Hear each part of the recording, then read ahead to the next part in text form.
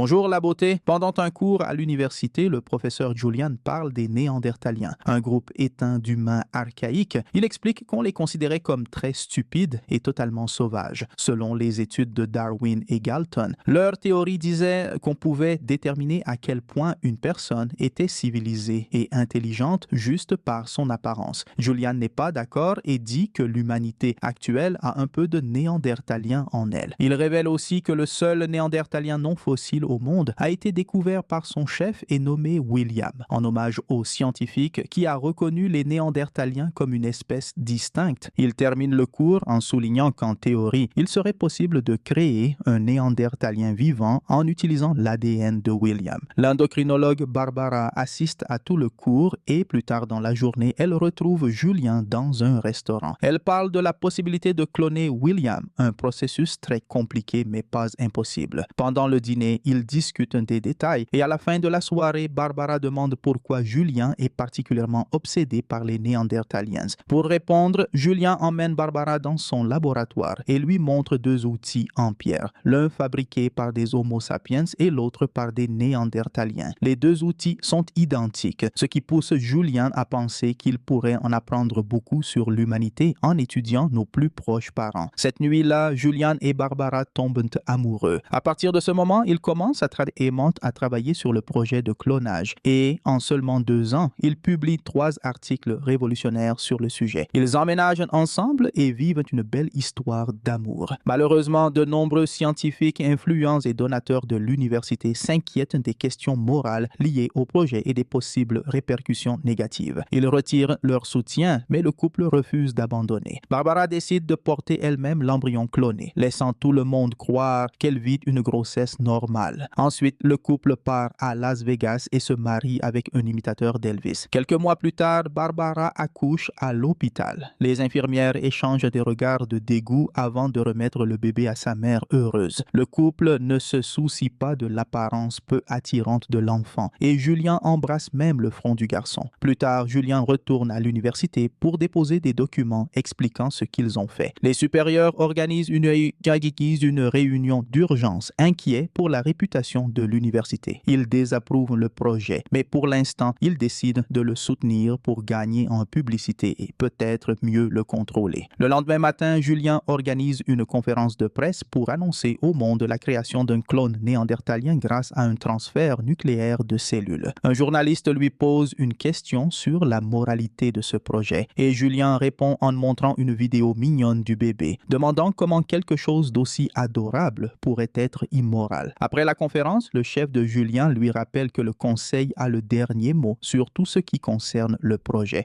De nombreuses années plus tard, le bébé est devenu un jeune homme nommé William. Barbara l'emmène dans la forêt et ils se disent au revoir avant que William ne parte rejoindre la maison de son père. Il observe les alentours un moment avant d'arriver sur la terrasse qui offre une vue incroyable sur la rivière. 2 touristes passent en bateau et en voyant le visage peu attirant de William, il rame plus vite. William retourne à l'intérieur et trouve l'ancien outil en pierre sur une étagère. Soudain, un bruit le surprend, mais ce n'est que Sarah, sa nouvelle tutrice. Elle explique que Julien est au travail et William se sent mal à l'aise en présence d'une inconnue. Ce soir-là, Julien les rejoint pour le dîner et Sarah remarque que William mange énormément. Julien explique que le métabolisme de William est différent et nécessite plus de calories qu'une personne normale. Après le dîner, Julien dit à William qu'il est fier de lui pour suivre ses rêves. Le lendemain, Sarah aide William à étudier et lui raconte qu'elle n'a pas encore fini sa dissertation. William est excellent en maths, mais il trouve l'anglais un peu difficile car il déteste les métaphores qu'il considère comme des mensonges. Pendant ce temps, à l'université, Julien parle de son projet à ses étudiants. Au début, il y avait des manifestants tous les jours car ils voyaient le clonage comme immoral et un péché contre Dieu. Cependant, William a grandi comme un enfant normal sous les soins affectueux de Julien et Barbara, ce qui a mis fin aux protestations. Les médias ont aussi cessé d'en parler puisqu'il n'y avait plus de clickbait sur des hommes des cavernes sauvages. Les théories disent que les Homo sapiens ont exterminé les Néandertaliens grâce à leur intellect supérieur. Mais après des années à étudier son fils, Julien n'est plus d'accord. William a parlé plus tôt que la plupart des enfants et s'est développé plus rapidement, montrant une intelligence égale ou supérieure à ses camarades. malade. Un jour, William est tombé malade et aucun médicament ne fonctionnait, mais les soins de sa mère ont suffi à le guérir. Son système immunitaire est très robuste et s'adapte vite, promettant des applications médicales incroyables. Après le cours, Julian se souvient du jour où lui et Barbara se sont séparés. William avait grandi dans un laboratoire, mais Barbara voulait qu'il soit libre et ait une vie normale. Julian, lui, continuait à voir William comme une expérience et a rappelé à Barbara qu'il n'était pas vraiment son fils. Cette remarque a profondément blessé Barbara, qui a quitté Julian pour toujours. Ensuite, elle a obtenu la permission du conseil universitaire de partir avec William. Ils ont déménagé dans une nouvelle maison et William était ravi d'avoir sa propre chambre. Barbara a trouvé un emploi dans une clinique tout en continuant ses recherches à mi-temps et Julian leur rendait visite souvent. Le couple a aussi travaillé ensemble pour trouver une bonne école pour William et a dû réprimander un directeur qui disait que le garçon n'était pas totalement humain.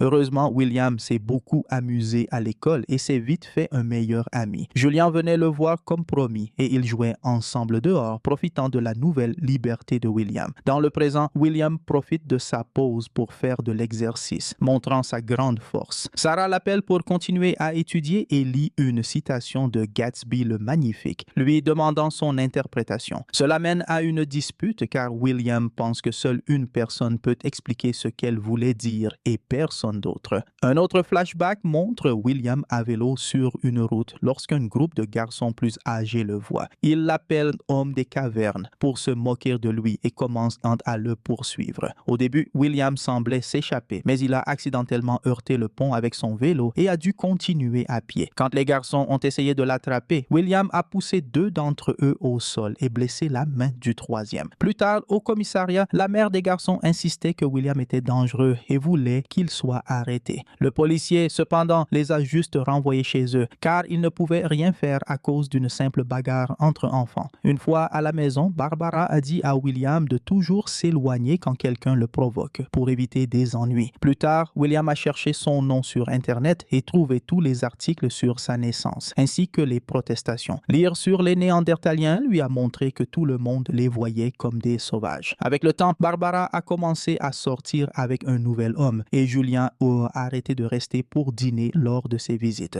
Il a aussi cessé de faire les tests de routine sur William, confiant cette tâche à son assistante, ce qui a mis Barbara en colère. Des années plus tard, quand William a commencé le lycée, il s'est fait de bons amis, même s'il ne comprenait pas toutes leurs blagues. Lors de sa dernière année, William et 2 amis ont décidé de partir en voyage ensemble et ont partagé leurs idées pour postuler à l'université. Pendant qu'ils s'amusaient, ils ont rencontré 2 hippies qui se sont joints à eux autour du feu de camp et ont partagé leurs champignons. Quand ils ont réalisé qui était William, ils ont dit qu'il était cool et beau. La femme a demandé à William s'il avait déjà voulu retourner à son époque et il a répondu que oui. Elle l'a encouragé à y aller pendant que son ami vomissait à cause des choses dégoûtantes qu'il avait mangées. À l'école, William a aidé sa camarade Judy pour la pièce de théâtre qui approchait et il a même accepté d'être l'un des acteurs. Le soir de la représentation, William jouait l'intérêt romantique de Judy et a eu son premier baiser dans l'histoire. Mais quand il a essayé de l'embrasser à nouveau derrière le rideau, elle l'a repoussé. La pièce a été un succès, mais William a eu le cœur brisé car cela n'a jamais rien signifié pour Judy. Un peu plus tard, le professeur de William a convoqué Barbara et Julian pour leur expliquer que leur fils était intelligent, mais qu'il échouait aux tests standardisés, car sa façon de penser ne suivait aucun modèle connu. Il aurait besoin de beaucoup de tutorat pour refaire ses candidatures à l'université. Julian s'est mis en colère en découvrant que Barbara avait annulé les candidatures déjà envoyées par leur fils. Barbara a expliqué que William avait trouvé un emploi à mi-temps dans une quincaillerie pour rester occupé après l'obtention de son diplôme, mais Julian voulait qu'il fasse plus que ça. Une dispute a éclaté et le professeur a dû le rappeler que cela devait être la décision de William. Pendant ce temps, William faisait ses adieux à ses amis qui allaient bientôt partir pour l'université. Ce soir-là, ses parents lui ont expliqué la situation. Julian a demandé à William de vivre avec lui pour avoir des cours particuliers, ce qui signifiait aussi être à nouveau traité comme une expérience. Barbara s'y est opposée, mais William, désespéré d'avoir une vie normale, a accepté l'offre de son père. Dans le présent, Julian vérifie le dernier test de William et se met en colère car cela ne suffit toujours pas, blâmant Sarah. Elle souligne que William a fait de grands progrès. forêt. Et William affirme que ce n'est pas sa faute, mais Julien lui jette les feuilles du test au visage et quitte la maison. Alors que William commence à pleurer, Sarah lui assure que ses résultats sont bons et l'emmène se promener dans la forêt. Elle raconte que ses parents étaient aussi très stricts avec elle quand elle était plus jeune et qu'elle les a longtemps détestés pour avoir décidé de son avenir sans lui demander son avis. Mais maintenant, elle ne peut pas se plaindre de l'excellente éducation qu'elle a reçue. En réponse, William avoue qu'il adore chanter et interprète la chanson de sa pièce de théâtre. Cela les rapproche et William et Sarah finissent par s'embrasser et se salir. Ils rentrent chez eux tard dans la soirée et Julien les réprimande pour avoir perdu du temps au lieu d'étudier. Cette nuit-là, William ne peut s'empêcher de fixer l'outil en pierre, se demandant s'il sera un jour plus que cela. Un peu plus tard, Sarah emmène William dans une école pour refaire ses tests. Tous les crayons qu'il essaie d'utiliser se cassent.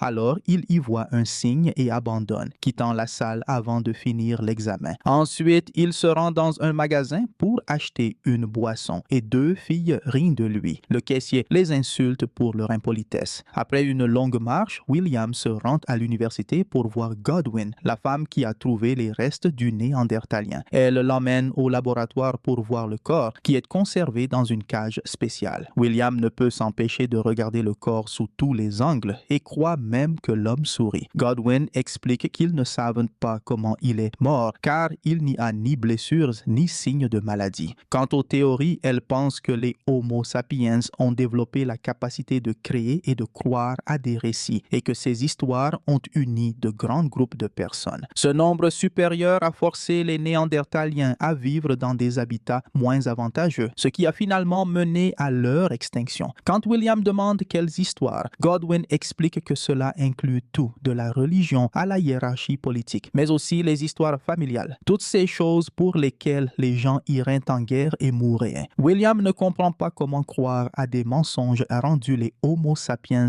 intelligents et pense que le nombre supérieur est la seule raison pour laquelle les Néandertaliens ont disparu. Il déclare qu'il n'appartient pas à cet endroit, tout comme l'homme dans la boîte. Godwin essaie de le convaincre qu'il a sa place, mais William s'en va simplement. Pendant ce temps, Sarah cherche William partout, mais ne parvient pas à le trouver. Alors, elle demande de l'aide à Barbara. Quelques instants plus tard, William se faufile dans la classe de Julien et l'interrompt lorsque son père continue à parler de la vie de son fils comme de son travail. William qualifie l'expérience d'échec et Julien le corrige en disant que l'échec, c'est William. Dévasté, William s'enfuit en courant et Julien le suit pour s'excuser, expliquant que William l'a provoqué en l'humiliant devant ses élèves. William répond que Julien s'est humilié tout seul et qu'il n'est pas son père, ce qui met Julien tellement en colère qu'il le gifle. Une fois de plus, William essaie de partir et lorsque Julien tente de l'en empêcher, il fait accidentellement tomber l'outil en pierre. Tous deux se penchent pour le ramasser en même temps et soudain, William frappe Julien pour le mettre à terre, comme s'il défendait ce qui lui appartient. En réalisant ce qu'il vient de faire, William se sent terriblement mal. Peu après, des étudiants se rassemblent autour d'eux, qualifiant William de sauvage et prenant des photos. William n'a pas d'autre choix que de s'enfuir. Quelques instants plus tard, Barbara trouve Julien inconscient et appelle Sarah pour l'avertir que la police est à la recherche de William. Barbara accompagne Julien à l'hôpital, laissant Sarah poursuivre seule les recherches. Pendant ce temps, William se cache dans un autre bâtiment de l'université, mais un étudiant le voit et appelle la police. En essayant de sortir, William se retrouve face à plusieurs policiers qui l'attendent, leurs armes braquées sur lui. Sarah arrive également sur place et crie son nom, mais un officier l'empêche d'avancer. Se souvenant de l'incident sur le pont, William continue d'avancer et se fait tirer dessus en quelques secondes, mourant sur place. Quelques mois plus tard, Sarah visite l'endroit où Godwin avait trouvé le néandertalien. Elle porte un bébé avec elle, laissant entendre qu'il s'agit de l'enfant de William. Et c'est ainsi que se termine William, film de drame et de science-fiction de 2019. Et je vous dis à la prochaine vidéo.